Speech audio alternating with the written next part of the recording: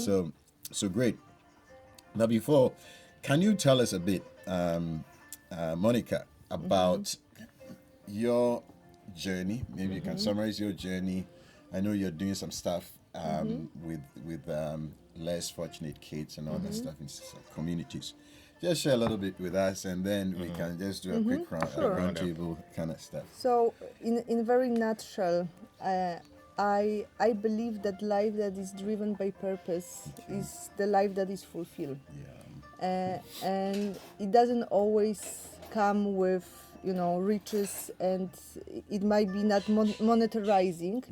But I think in life it's important to ask yourself a question: why do you live, and what is your purpose? Yes. And we spoke a lot about like family life and where we come from. I come from very, I will say, average family when it comes to like economical status, and but I never lack anything. And what I have in my life, it was definitely a love and support of my parents, though it was also very rough sometimes. But like one thing that my parents can invested in me, it was a confidence that they are always there for me, also kind of the openness. And my dad always keep on saying, and this is like a mantra that it's ringing in my head, is that your biggest investment in life are your kids. Okay, so he maybe he couldn't reach the status he wanted, but he had 3 kids, and he believed that whatever he puts inside of us, this is what will what is his biggest investment. And from very early stage, also the environment I grew up in, I grew up in a believing family. So like my faith was always my compass and direction in my life. And we really incorporated in our life that we are not just living for ourselves, that it's a good life to have certain things, but if you don't extend that helping hand to others, it doesn't mean anything. So from very very early stage, I knew it, that, and I felt it in all of my ways. Like I was yesterday sharing that I always dreamed to work in Africa. Like my goals were 3. One was I knew that education is something what really made me who I am. I always knew it that I want to work with less privileged people. I don't know where that came from, but I knew it that this is one of my thing. And I always knew it that kids have very special place in my life. And this was a very strong conviction for me. So like my African dream was basically like the kind of dream that for average Ghanaian who grew up in the rural community, who never go to Accra, and somebody will tell you that one day you will be in America. It's like, how will I do it? So when I was 13, I heard something like that for my life, that I will live in Africa and I will build the schools for the kids who doesn't have equal chances. And I knew that the person who told me this, I don't know, like I know where it came from, but I said like, how is that going to happen? So that vision has completely like really surprised me, but also overwhelmed me. But I said, I know whom I'm trusting. And that person or God, in the person of Jesus Christ, like I know what I have my personal experience for my life. So like I know I need to just go my way, work really hard, and whatever will happen on the way, it will happen in the right time when I will be ready. So long story short, like in 2013, I found myself in Ghana. It wasn't my first African experience, but it was like the most raw and kind of very close to the people. I was working here for 6 months, and one of my projects, I came here with European Voluntary Service. So I have a good work back home in Poland, but I felt very unfulfilled. I said like this was 8 to 4, good paycheck, insurance, everything what you need to have your comfort life. But I knew it inside of me that this is not where I want to be. So coming here, like I wasn't paid. Okay. But I have, and funny enough, like I was always a girl who looked for the comfort. Okay. So for me, Interesting.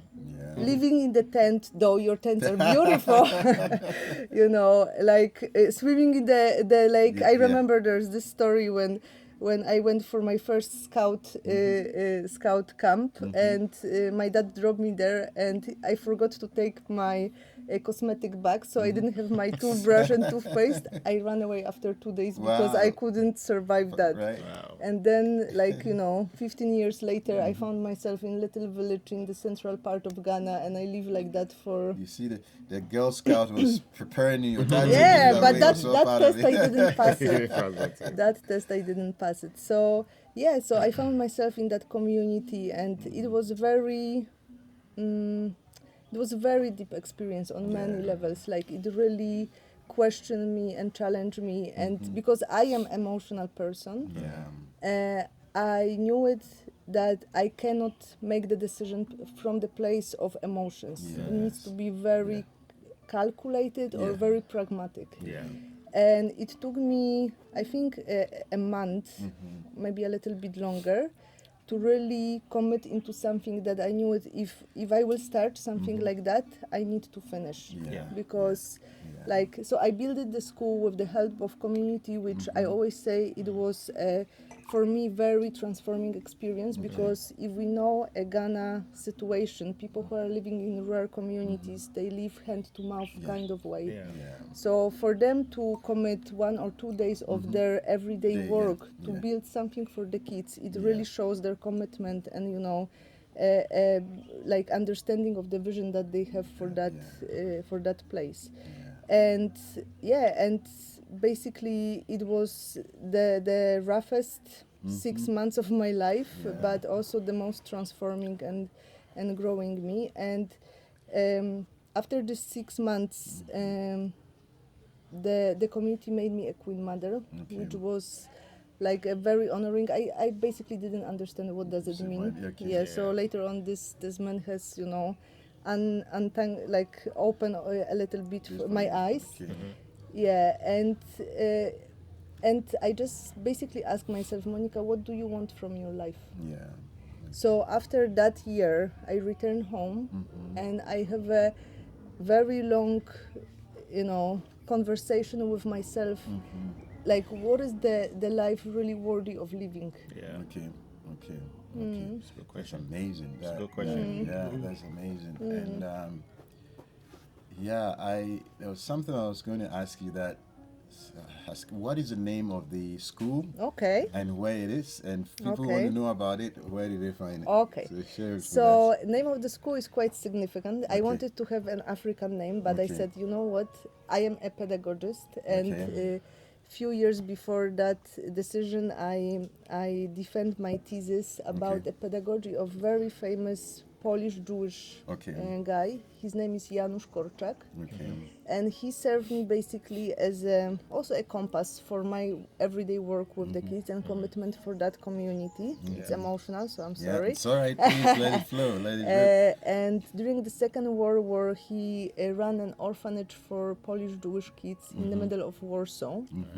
So when the Germans army came and they call it for like final exit for Jewish people, like he and they sent them to Auschwitz, which is like like a place of death. The kids were called to be sent over there, and he knew it about this. Okay. So he decided to not tell them Okay. where they are going. And at the last journey, he was asked to escape. Okay. He was given the chance for to save his life, but he said, how would I be able to send my kids, and don't go with them? So yeah. Yeah. So this is why I decided to Okay. call it that, to give the school that name.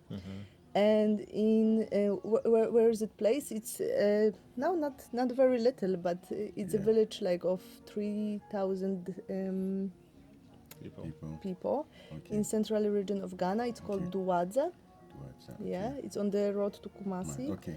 Yeah, and in 2016 we established a foundation to like really properly take care of it and grow our project. So we also deal with nutrition, healthcare. We empower young girls and boys with such an important conversation as we have over here. Not only over there, majority in rural communities, but also we go to the towns. And our organization is called Start from Ghana Foundation. Start from Ghana. Start from Ghana, Start because from Ghana this is a good Foundation. place to start. Okay. And maybe one day, you know, like we are also based in Poland and we are dreaming to reach other African countries. But yeah. Start from Ghana.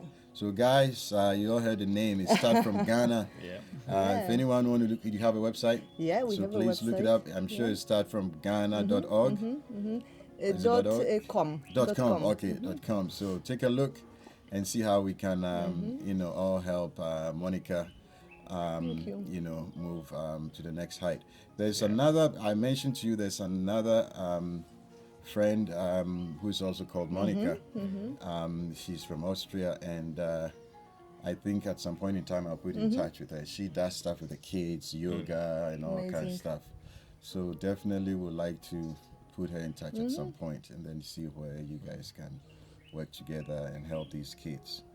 But it's great. I mean, it's an amazing thing you've done to uproot from convenience. You didn't come and stay in Accra, you know. Oh, now I'm staying. So well, initially, this is part 2. Yeah, at least part 1 has done its bit.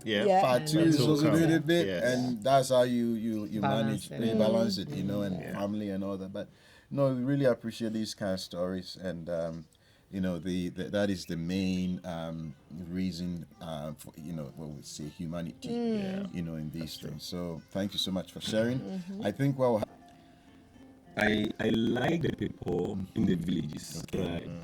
I'm like, it's rather unfortunate. They end up there. But for me, I think if we had to give the kids in the village the same, which I know is impossible, you know, the same, what do you call it, social amenities like in the cities, opportunities and stuff, you end up seeing some of them are more brilliant than even the kids in the crowd, you know.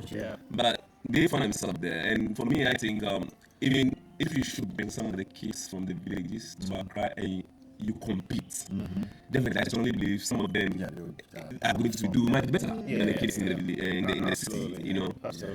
I have a friend who was adopted from the central region, Vika village, on the way to Dubazi. I didn't know till after so many years. He posted on the social media page, right? And he was adopted with the sister and brought to Accra. The guy was so brilliant. He took him to the American International School. He became the prefect, senior prefect in the school. Somebody from the village. After graduating, he found himself in the US. As we speak now, ask me where is the guy. He is now in Harvard University. And I remember when our former president was there last year, we are 2026, 2 years ago. He was part of the team who led the delegate to bring them to Harvard. You know, and for him, he was all the time dreaming big. And I'm happy for him that he managed to achieve his aim. And I go to the village, I look at some of these cases going around, and you could see from their eyes that, look, if they will get that little push, they'll go further. That little push. That little push. And I give you a good example of my father. You know, came from a village in Aguna somewhere. Those days, Aguna was like, felt like a long distance from Kumasi. That's where his father came from. You know, and then did some early primary in somewhere close to Bekwai in the Ashanti region, a village. I forgot the name. And that was the formative years.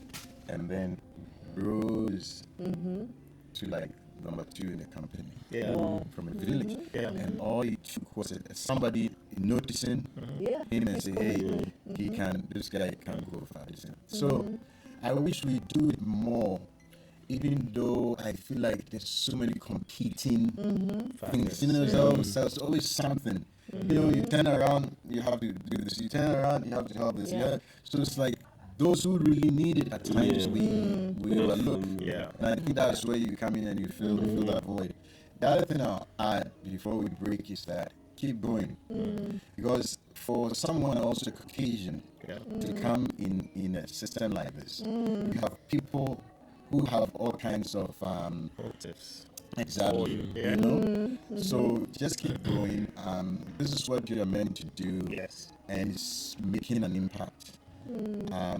Those who praise you, take it, say amen to that, run with it. And those who be in your way and try to make life difficult for you, pay them no attention. At the end of the day, it's the kids. And I see this story just last week. I was even talking to another friend from New York, and the thing is, because of history and certain practices, at times it makes it difficult for people to help. Because when you're helping somebody sitting there, oh, by the way, you are not from here. Meanwhile, the people who are from here are not doing it. So we are not going to do it. Why are you complaining about somebody doing helping it? Even if it's just one child, like this kid, even if it's just one child, it goes on a long way. And you're talking about the history of the concentration camps and all that stuff. You have a very deep and spiritual kind of take on this whole thing to make sure kids are well taken care of. So keep at it. We will also spread the word, and you never know. Absolutely. So start. The name again is startfromghana.com. That is the foundation. And how many kids now? At the moment, we have 80 kids at our school. Wow. Within our programs, we have over 200-300. And how far does it go? Where does it start? What level? So we just run a preschool. So this is where like the little one are, but working with the whole community, we have the different programs. So we have a program for young girls, which we are also talking about very important stuff like how to go through your menstruation, the mental health, the just upbringing them, mentoring them through the programs, different levels of their life. So so we run different programs for them. Fantastic. Keep it up. Absolutely. All grease your elbows. Yep. All right, so we'll let you guys do what you need to do, and then we come back and we'll talk stuff a bit Absolutely. Thank you so much, guys. Thank you. It's been a wonderful few hours. We had known each other for a year, I'm having you guys here for like 2 days. I know. We read the whole Bible. We will return. Oh, yeah. In 2025, music starts. Absolutely. So it's a good way to start the year. Be reflective. Exactly. This is going to be one for the history books. Absolutely. Okay, guys. So I'll see you when you get back. Absolutely. On that note, So great. You're doing fantastic. I know it's not easy. It's not easy. No, it's been 12 years, so I already, and I always say, if not this month, I will be gone already. Wow. So during our first walk when we met, I asked him, not being even interested in him. So we've been somehow we've been introduced by my close friend that was his friend even for longer, Polish lady. Okay. And she told me there's this guy you need to just meet him because you're coming here by yourself. If you will need something, he's a good person to talk to. And I asked him the same kind of questions. What's your life dream? And on that day, I remember he told me everything what I was dreaming of and having not even vocalized inside of myself. And that day I even didn't have a plan to build that school. Right. So we've been just friends for number of months up to 1.5 years. And then when the project has ended up and I knew that I am returning, and I said I never have this with like any other male, but I said I gained a friend that I never had in my life, and I don't want to lose it. Yeah. And I know that I am not good with keeping. So that's why I really admire you that you can do with your life, with your wife long distance, because it never worked for me. Yeah. And that day he came to me, and before even I opened up my mouth, he told me, you know, I really like you, and even maybe more, and how we can do life together. And then I start, you know, offloading. But how do you want to do it? I'm living like I don't have the money. Blah blah blah blah blah. Relax. Take it easy. Yes. If we are meant for each other, we will be together. Yeah.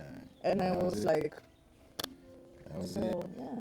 Yeah, these things happen when you least expect. And even me, I tell you my story, how I met my wife, it's quite interesting. Maybe when we come back, I'll share that with you as well. But we thank God for these things. The universe has a way of putting us together, putting you know energies, you know, in the same room and stuff like that. Yeah. So you know, yeah. Keep at it.